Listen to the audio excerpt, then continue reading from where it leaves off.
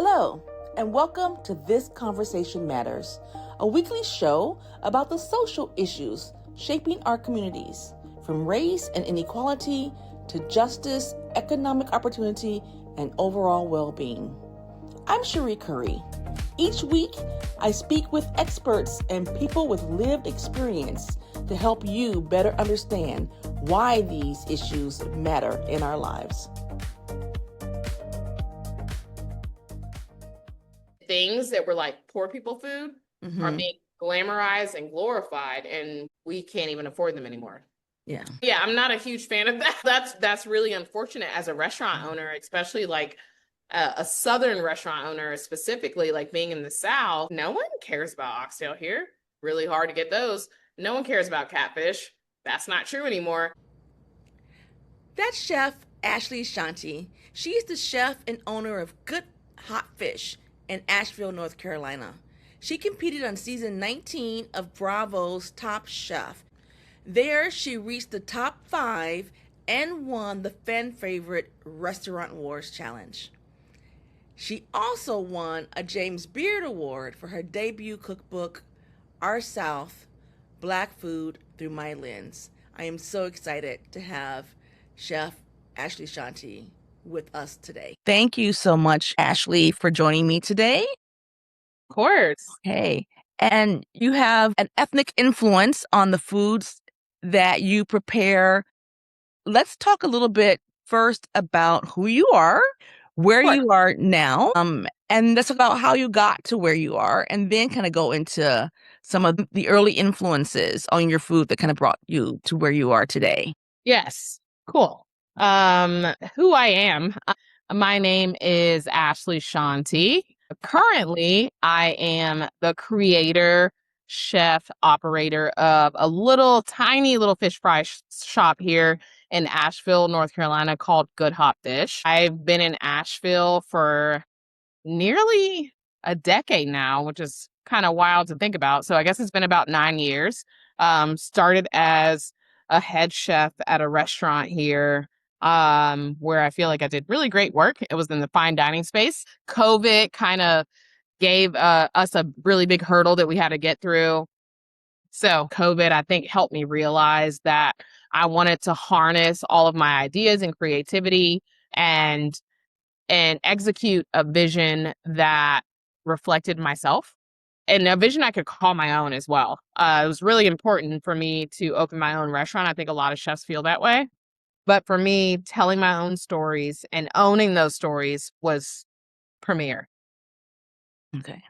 And who was an early influence on your life in terms of cooking? Was it a particular chef? Or was it somebody in your family? Was it a restaurant you used to go to? So, it's interesting for me because, in my mid 30s, I've been in the industry for 20 years now. I started working at little seafood shacks in Virginia Beach as a teenager. And those necessarily weren't restaurants that I was trying to emulate, or leadership that I was trying to emulate either, but still just kind of getting my feet wet in the environment of a professional kitchen, I feel like was really important. So I think, like, looking back at that time in my life, when I think of the folks that really encouraged me and pushed me to keep going, they were definitely the matriarchs of my family. I don't know that I got that feeling in professional kitchens initially, but I think that, just being so young in the industry, I was just trying to cut my teeth and learn the ropes, so to speak. But I think what really kept me going was those experiences that I had with the elders in my family, my great aunties, grandmas, all that. But, recognizing that working in a professional kitchen looked very different than, being at the ankles of my great aunt and cooking cornbread with her and getting my first burn on my forearm. So, that's why I say that those are my idols and my culinary icons, the women in my family, because they're, in large part, they're a reason why I cook.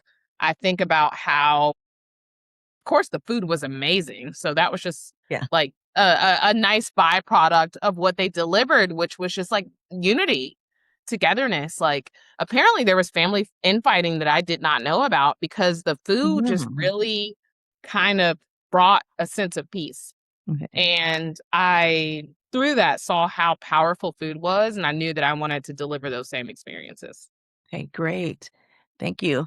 And then you have a cookbook, Our South, Black Food Through My Lens. Mm-hmm. Tell me a little bit about some of the recipes in that and what's the importance of having Black food, whether it's through your lens or through my lens, right? Because we all have, Yeah. certain ones that speak to us. And I know for my family, when I kind of think about, I always focus on the desserts that Uh-uh. the Brit pudding, the banana pudding, Yes, the, yes, yes, yes. there's certain ones that the recipes float around, my family that are good. But so tell me a little bit about Yeah. yours and what the impetus for the cookbook. The impetus for the cookbook was, I mean, honestly, just saying, hey guys, I understand that we use this no more Southern food. Like Southern food is just something that is attributed to so many chefs that exist within the region of Southern United States. Um, and I'm one of them that has been subjected to be like, oh, this is a chef that cooks Southern food. But for me, existing in the South and having history in so many distinct regions of the South, I recognize that that looks like many different things. Mhm. Someone says, when someone says to me that this chef cooks Southern cuisine, I immediately want to know where they're from Okay. because their Southern cuisine, if they're in Charleston, is not going to be the same as the Delta. It's not going to be the same as the PD region. It's not going to be the same as the lowlands of Virginia. So, a big part of why I wanted to write the book and what I wanted to relay is that the South is so vast. We've been influenced by uh migration and other immigrants influencing our cuisine, and just finding a sense of place has had so much to do with why our food changes over time with, yeah, it has a lot to do with why our food has changed over time. Okay. And so what's in the cookbook? Tell us about some of the recipes and Yeah, well, in the cookbook, I have like several regions that are meaningful for me, and to me as a chef. One region that's incredibly meaningful, it's going to be the backcountry chapter, that explores Southern Appalachia. I think that's a really important chapter. That's, like people kind of call folks that come from Southern Appalachia backfoot, or sorry, people call folks that are from Southern Appalachia kind of barefoot and country, which is true. But, we're so much more than that. It's a region that is full of amazing wild foods to forage. And like with the biodiversity here, we can grow so many things that you can't in, say, the region of the Barrier Islands of South Carolina, which is where my dad is from. And so just like, recognizing the waterways there and how they've had such an impact on our cooking is really important as well. And then you have the Midlands of South Carolina, really close to the PD region. But, we're talking like turtle soup there, which you yeah. would never find that in Southern Appalachia or the coast of Virginia, but you will in the PD region. And then we talk about coastal Virginia, specifically the 757, which is where I was born and raised. That area, like Williamsburg's nearby, such a historical area for Black food. And I want to say, and Michael Twitty would have to fact check this, who is like someone that I consider like Yeah.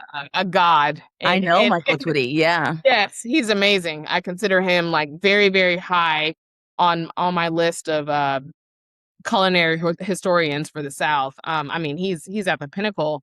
But the that area in Virginia, Tidewater, super historic when it comes to food. And some of the first cuisines and dishes that we know to be Black food in the American South stemmed from that region. So for me, I just felt it important through this book to allow people to understand that all these areas are very distinguished in their own ways. Okay. Right. Southern food is like so broad. Yes. You know, Yes. that's Italian food. Italy has so many different regions. So to say Italian food, that can mean so many different things. Right. Yeah, I totally understand that. And I'll say, I live in Minnesota now. I grew up in Chicago and I've lived in other Midwestern states as well. And just coming to Minnesota and seeing the other, like European influences on their food and what they consider. I'm just like, yeah, these are some dishes, right, that I never heard of growing up, in Chicago. And then even what's considered a casserole, right? We have the label here, a hot dish. I'm like, You're in the what's a hot dish region. Yeah. Yeah, and that's been something that's really interesting to me. But yeah, hot dish, that's a thing. Yeah. I don't know a whole lot about it, but I know it's really popular there. So Right. regionality and the way people cook based on place is so interesting to me because we're all just trying to find some sense of normalcy, some form of our culture wherever we are. I'm doing a pop-up with a Japanese chef and he wants all this different fish. And I'm like, well, this is what we have locally. Okay. And so what can we swap out? And that's just what it's like to be in a place that's not your own, is like, how can I like pivot and make this thing my own? And I feel like Southern cooking does a lot of that. Right. And I think like part of it too, with what you're doing through your cookbook and through the work that you do overall, that it's not just the cooking, right? It is shaping culture, it is helping people understand culture. And then kind of going back a little bit to what you said with the Black Appalachian lens. I gotta correct you real quick. Yeah, sorry. Appalachian, that's north. Appalachian, south. Okay, one more time. Okay, one more time. Yeah. Appalachian is south. Appalachia is north. So we have this saying that says, if you say Appalachia, I'll throw in Appalachia. Okay. That's also we're the biggest apple growing region. But Appalachia is up top. Okay. It's a mistake that pretty much everyone. And it shows the difference of the region. You kind of got to know a region to know that. Right. We're not all the same. Right. And now when you mention turtle soup as an example of one type of cuisine that people aren't familiar with, what's something also that you would think that is unique that people would not expect from of a certain region or just overall? Like out of the Black Appalachian. Yeah. What was something what is something that people don't expect out of the region of Southern Appalachia? Yeah. I'll say, I mean, it really depends on who you're talking to, but so for me as a chef, being in this region, Southern Appalachia, so many fine dining restaurants worship the act of preservation, which is super important, but dehydration is a really big one because when you dehydrate, you're locking in flavors, you're intensifying them even. And so people go goo goo gaga over the way that they preserve vegetables. And a lot of these techniques are very ancient. I'm like, oh yeah, my grandma used to string up green beans and greasy beans and leather breeches and like adding salt to vegetables and preserving them a little bit, like souring vegetables. Like that was something that was commonplace. And I work in these restaurants and I'm like, oh wow, you guys are glorifying that when this is an ancient technique that we've been using for years and years and years. And like chefs get praised for utilizing those practices in their restaurants. When I look at it and I think that's great that they're using them, but I'm like, they are not the first. Okay. But I think it's cool in a way that those traditions are continuing. And I'm definitely not going to say that Southern Appalachia is the first region to dry or sour vegetables, but it was such a monumental thing for our cuisine and preserving our cuisine that I just find it comical that other chefs are doing that kind of on a platform where they're like being innovative and stuff. But yeah, no, this region definitely, I feel encouraged by it often as a chef because of reasons like that. Okay. And what's one of your signature dishes? Signature dishes at Good Hot Fish. Yes. Okay. Well, I will say our most popular dish here at Good Hot Fish is just our very, very simple Good Hot Fish sandwich, which is white bread, our buttermilk tartar sauce. Instead of using lemons, we use buttermilk to add that tang to tartar sauce. And then that comes with a half-pound, 2 pieces of catfish, but 2 quarter-pound pieces of catfish.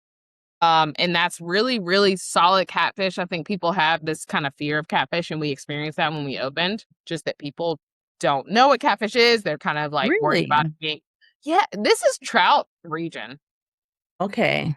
So here they're like, oh, it's going to be muddy. And actually, because of that, I love wild blue catfish and we use it when we can, but for our Good Hot Fish sandwich, we use farmed catfish, an amazing, amazing farm called Carolina Classics.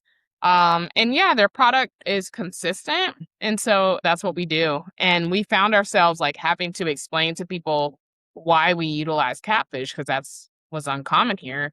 And now you see catfish a lot in this area. Okay. And not saying that we deserve the credit for that, but it's hard to even just order the catfish that we need when that was not the issue before. So yeah, we're happy more people are using catfish because they clearly are. Okay, yeah. I grew up in Chicago, but my mother's from Alabama. And so I grew up on, Fish. catfish, yeah. So, and I still see it and when I go into some Black-owned restaurants here in Minnesota, there's catfish on the menu. Oh, So it never would have dawned on me that, for some people, yeah, it did, oh, catfish they're is not used to like, it. I mean, I think they're afraid of it being muddy. Mm-hmm. And that's what like wild blue catfish is some of my favorite, but it might not be as consistent as something farmed. So, Yeah. yeah, we I'll, kind of. I'll, I'll add that I keep kosher now, so there's no catfish in my diet anymore. It's one of those Oh, called you're muddy kosher. fish. Okay, Yeah, yeah, the bottom feeders and the whatever. So I know don't that's eat what they that. call. So you don't eat shrimp or anything. I don't eat shrimp. Yep, no Okay, shellfish, no catfish. heard that. Wow, that's a kudos to you. I would not be able to do it. There's no way I'd be able to do that. Fish I could give up, but the bivalves. Yeah. The bivalves are. I love oysters. I love Yeah. clams, mussels, all those things. But Yeah. So tell me a little bit about when we're talking about the fine dining and we see some of those shifts where kind of like you're saying, even with how the vegetables are being cooked and more people taking that on, where I have at least seen in the Midwest, some of the food I'm gonna say was family food, comfort food is showing up on higher end menus now. Mhm. Um, that didn't used to be. So what maybe historically has been excluded from certain higher end culinary narratives that we're seeing more of now. So, like I said, like maybe there's more catfish. You're not the only one in your area. So, do you see more of that? And is it not about appropriation, but it's about a love of loving a culture and it's coming forth, or what? Yeah, that is a very loaded question, but I will say, I think that there are a lot of things that have become popularized. Um, wait, can you ask your question in a more simplified way and I'll give Okay, you yeah. a better Well, answer? and I I'm think gonna it's make a very big. This is probably not the best example, but here's a basic example for me. I also grew up eating a lot of chicken thighs, and you couldn't hardly find the chicken thigh. Everything was white meat, breast meat. And now yes, the price of just chicken thighs in the grocery store has gone up. We know, obviously we see chicken wings have grown in popularity all over the place. But just something like that. yeah. What was maybe more comfort food or a certain ethnic food that is now being used more? I see. A comfort food and ethnic food that's being used more now. I mean, we're in such a society where things move so quickly that if something's popular, everyone around the world knows that it's popular immediately. Um, I touched on catfish. I don't want to say that that's like a virally popular thing, but we do have trouble like keeping it in house. I think about things like oxtail, like oxtail where it's like bottom of the barrel. Yeah, like no one wants oxtail, but now they've come into prominence and you'll go into a fine dining restaurant and they might have like a cube of pressed oxtail and it's delicious. And I think that's just a sign of the times. We are so desperate now. We are glorifying the offcuts. That's where I go with it.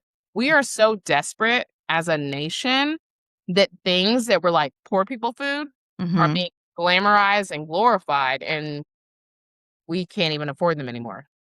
So yeah, I'm not a huge fan of that. That's really unfortunate as a restaurant owner, especially like a southern restaurant owner, specifically like being in the South and in Southern Appalachia. I'm like, no one cares about oxtail here. Really hard to get those. No one cares about catfish.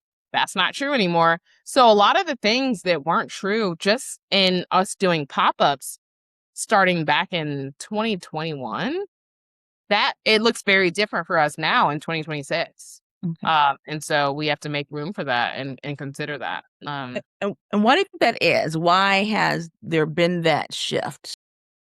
I don't want to get incredibly political, but it is very much so based on the economy. The shift is affordability, supply and demand. So if I have this thing that's very affordable, then everyone's buying that now. I'm going to bump up the price because the demand is way higher. That's the short answer, honestly. Okay. Thank you. Mm-hmm. So let's go also a little bit into like kind of that importance of documenting, Black Southern food as a form of cultural history. So again, I'm going back again to what you were saying about the preserving of the vegetables, and some of that has been carried down for decades. I don't know how else to really phrase that, but we're kind of celebrating our history through foods. So how do you view that as cultural history? I don't even know that I feel like things are carried through decades. I think that if you are intentional about it and you want to preserve those traditions, then you have to like reach back and get it. Like there's that whole idea of Sankofa, like reach back and get it. And you'll see the image of a swan going behind its back to grab a pearl, like grabbing the good things of the past. And the future looks like bringing the good things into the future. I think for the Black community, there's so much pain in the past that it's hard to kind of like what my grandma would always say, take the meat and throw away the bones. That takes a lot of work.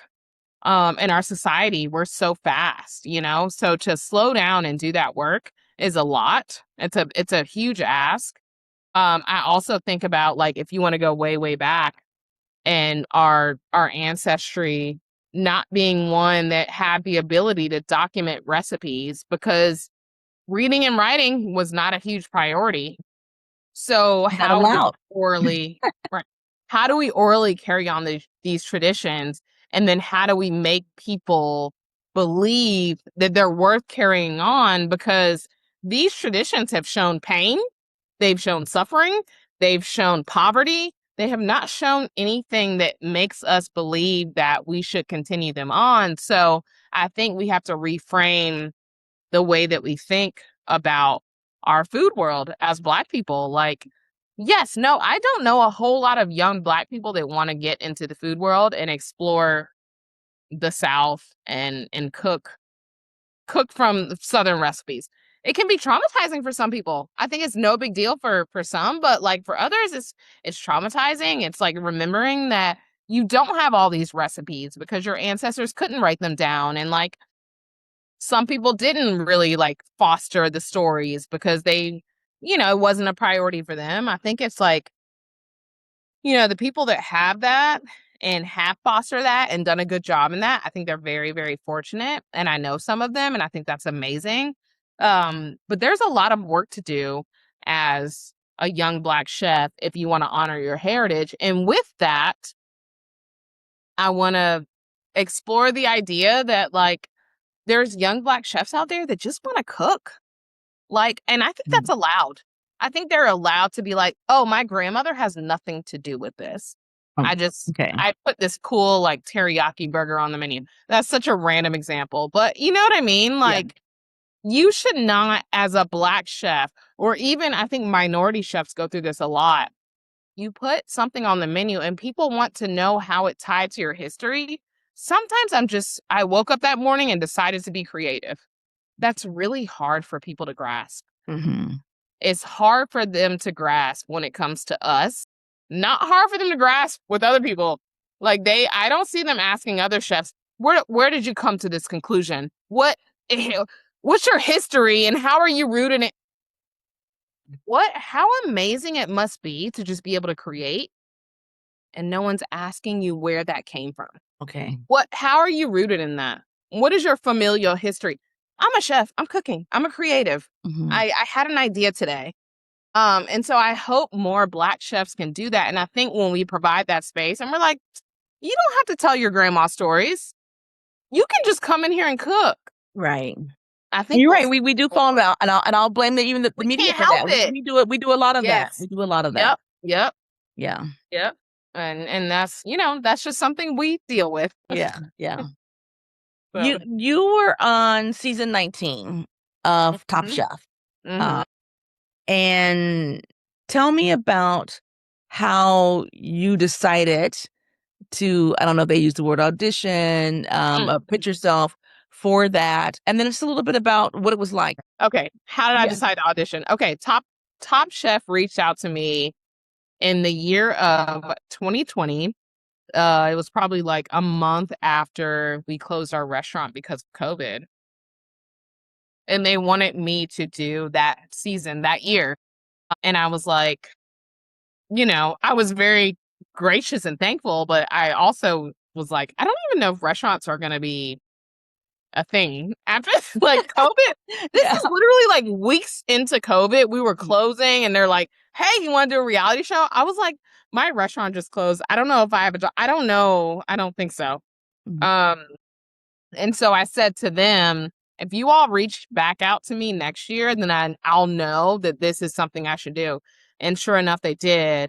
And by that point, I had left that job and kind of knew I possibly was going to. But that finally happened, and I left that job with no real plan other than having like a few jobs lined up. And so that was a very welcome invitation. And so I took it, and definitely one of the hardest things I've ever done. Mostly because I don't think anyone can be prepared for that platform that you're on. And like the platform that you're on, and then the judgment that comes from that, and then the support is amazing, of course. Okay. That feels good. But like you put yourself on a national platform. Everyone's going to have something to say. And so that's something I wasn't ready for, but that taught me, I guess, what it's like to be in the public eye in a very small way. Not my favorite thing. I don't love it. I don't love being in the public eye, whatever. But I think that it gave Good Hot Fish some really great exposure. I mean, at that time, we were just a pop-up. And I think I saw it as that. Like, we want to get as much exposure as we can. We're a very, very small space. We're in a very, very small town that we knew was supportive, but we're like, you know, I don't know if you can see behind me, but you're pretty much looking at my entire dining room. Okay. So like it's so small. So I'm like, to make money, I'm gonna have to have a lot of buy-in from the community. And they delivered that. Top Chef was helpful. And yeah, I'm thankful for all that. Okay. And you won the restaurant wars on that episode. Thank you for ending that on a positive. I did. Yes. I try and remind myself of that. Yeah, winning. I know. I'm like, I wish more people would talk about how I won restaurant wars. Okay. I did. I won restaurant wars as the executive chef of the restaurant that we created. And that was on a team of dudes. It was myself, Boudalo, Nick Wallace, and Damar Brown. Okay. And yeah, they trusted me to be the executive chef, which truly made sense. I mean, the restaurant was called Matriarch. I was the only woman on the team. Yeah. And you know, we all had really good ideas about what we should cook and how we wanted to execute our vision.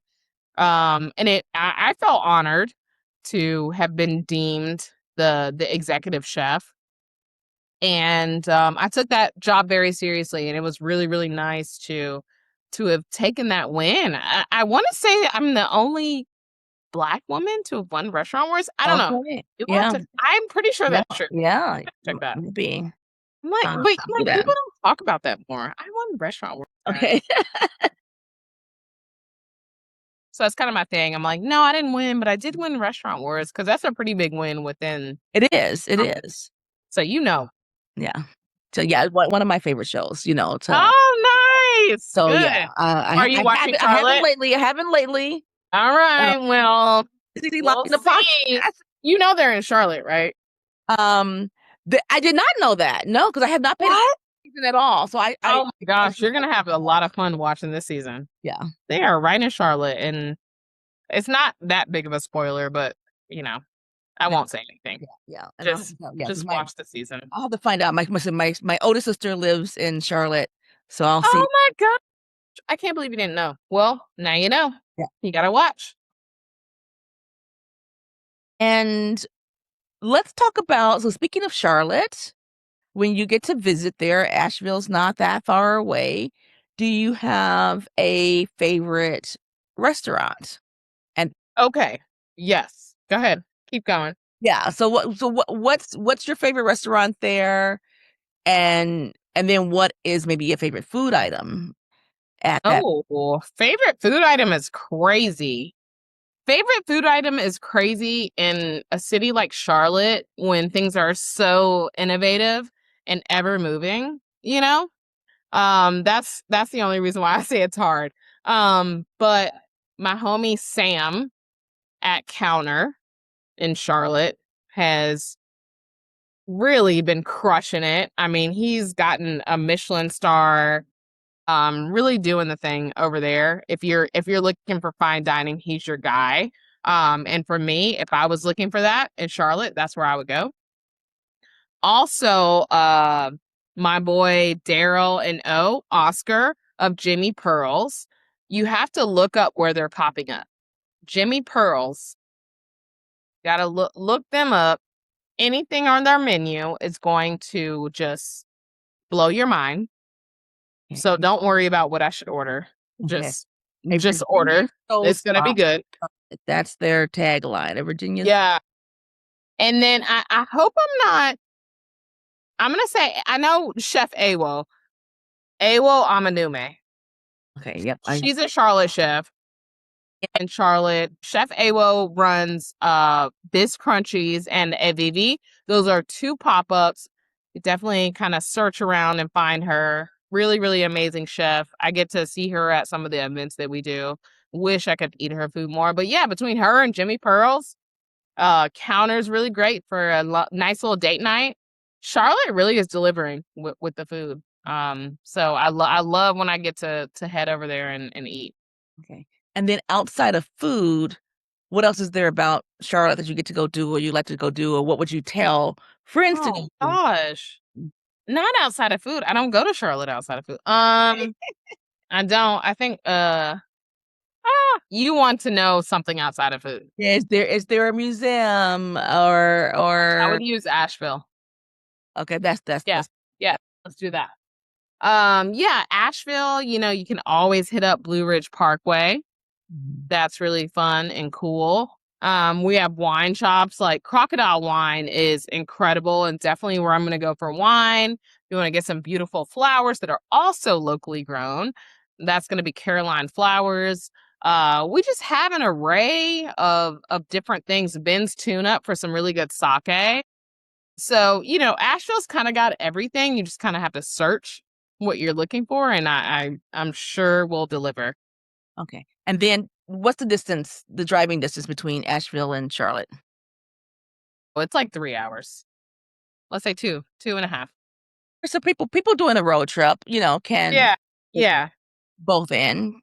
Yeah. Look it up. But I mean, I don't know. I'm always traveling on a weekday and there's no traffic. So two Yeah. and a half for me. So let's talk about you received a 2025 James Beard Award.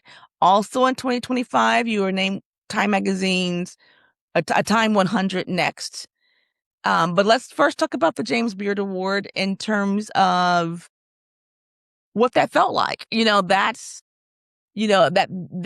something that every chef also aspires to. Mm-hmm. So Mm-hmm. what do you think helped get get you there over the edge? For that. Yeah, I certainly cannot speak to what got me over the edge and why it was me and not others, but I know that I went to that ceremony thinking that I was just attending as a first cookbook author. You have imposter syndrome and all of those things. And I was in the midst of so many great authors, and even the authors in my category were authors that I admired and read their cookbooks. And I think that freaked me out even more. um, but, and also I saw Andre Smalls, who presented the award, Okay. and I told him how nervous I was. And he's like, "Well, sometimes you just don't make it." And he kind of patted me on the back, and I was like, "Oh my God."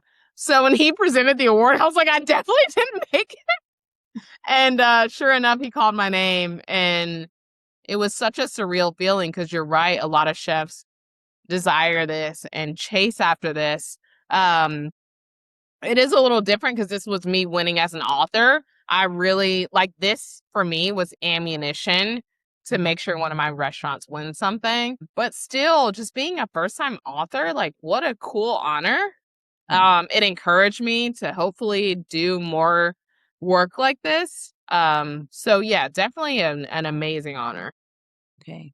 That's great. And then the Time Magazine honor on top of that. Yes. So also last year I received the Time 100 Next honor and Route 100.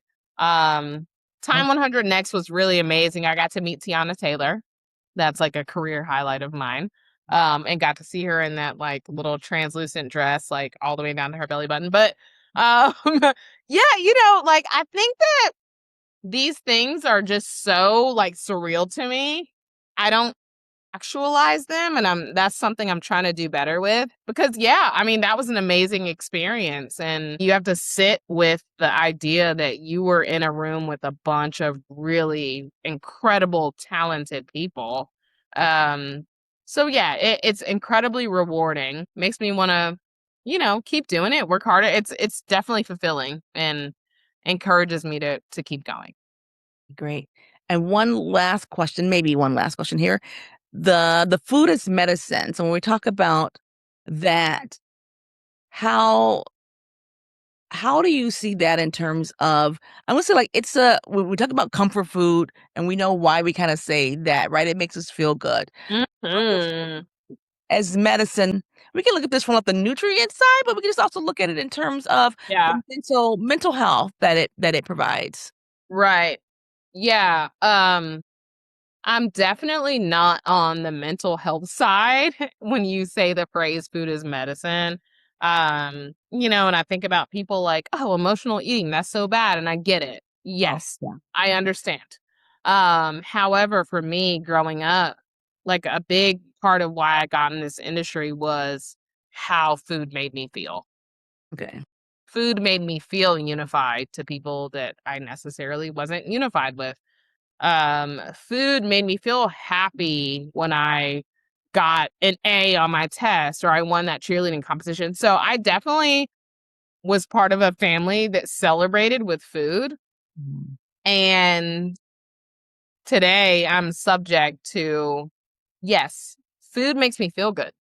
Mhm. And I cook food because it makes people feel good. So I'm like, who am I to tell you that you're not able to use food to feel good? Because that's my job, I think. I I am here to make you feel good. We don't have any like keto, whatever salads on our menu.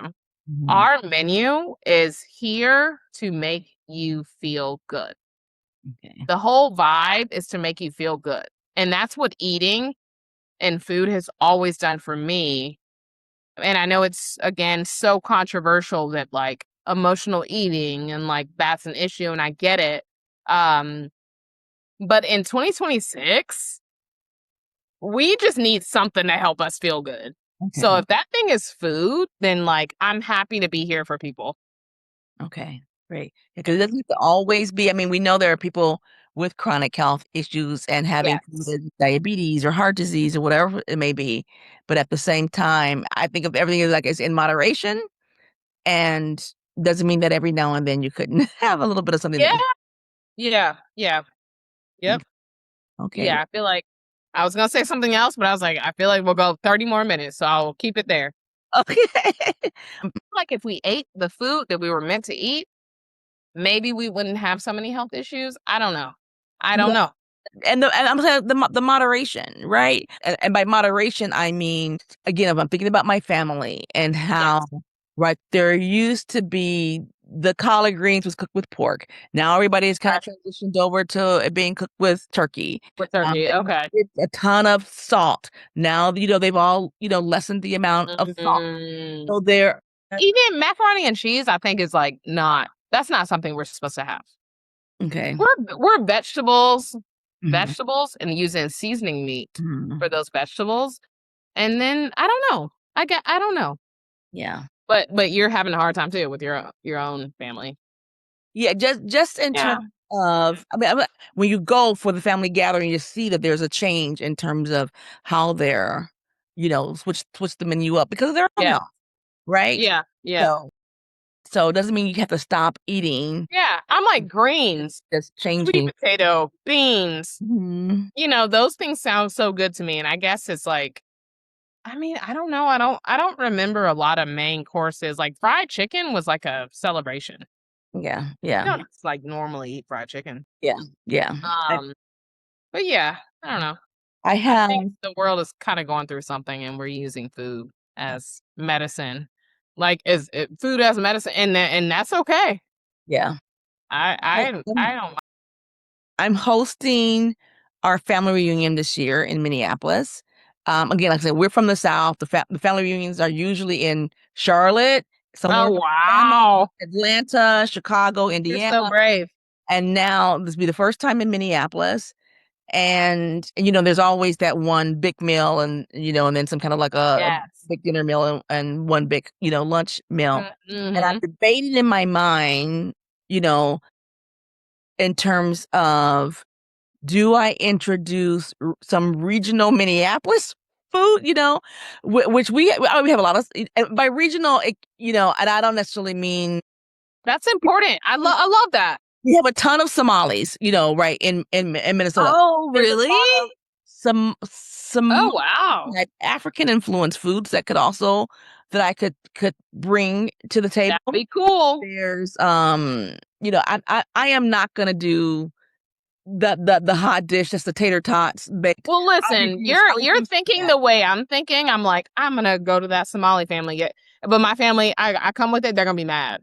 Yeah, They're gonna be like, "How dare you?" right, right. They're like, "What is it?" They're not using family gatherings to learn about Right. other cultures. Yeah, yeah, yeah. They They're just like, "No, we want our ham, stuff." the baked That's how my mac and family is. cheese, the whatever. So I said, one Yeah, of those I feel like I gotta put something in there so they know. a little something like everyone's gonna love, like something fried and crispy or something Yeah, like that. yeah. You have to. Okay. Aw, well, good luck. Yeah, I thank you. I appreciate it. Thank you for your time. Thank you so much for your time. Come see me when you're in Asheville. I will. Thank you. Good. Bye. Have a good one. Thanks for listening today.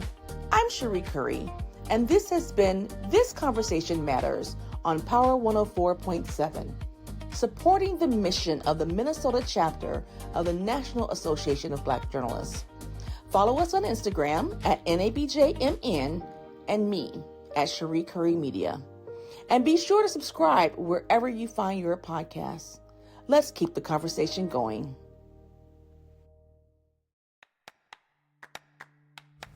Hi, I'm McCall, and every week we take you beyond the story. An NABJ Minnesota program brought to you by All About the Culture and Power 104.7 FM. Beyond the Story introduces you to business owners, community leaders, and media professionals. Join us Tuesday evening for Beyond the Story. Today, we're speaking with Samantha Honglong, journalist at Sahan Journal. She speaks on the future of journalism. So, Samantha, should future journalists be scared or hopeful for the future? Well, I think it's a mix of both. I think, for example, in my role, right, I'm a journalist and I'm working in journalism, but it took, when I was a student, I was always questioning, is this the right path for me? Because of all the attacks on the press, all of the pressures that come with being a journalist. But I think it's also very hopeful because, during this time that we've been, this very crazy time that we've been facing in Minnesota, I think it feels like you're helpless, but then, you go to work and you're doing work that matters, and it's shaping the narrative, it's impacting people, it's able to inform people of resources and dangers in their community, and I think that's a very powerful thing, and journalism is a very powerful thing, and so to have a role in that is very hopeful, and being able to play a part of protecting freedom of speech and protecting those who are vulnerable through your storytelling is a very valuable and worthwhile thing. I'm McCall, and this has been Beyond the Story, where the story continues beyond.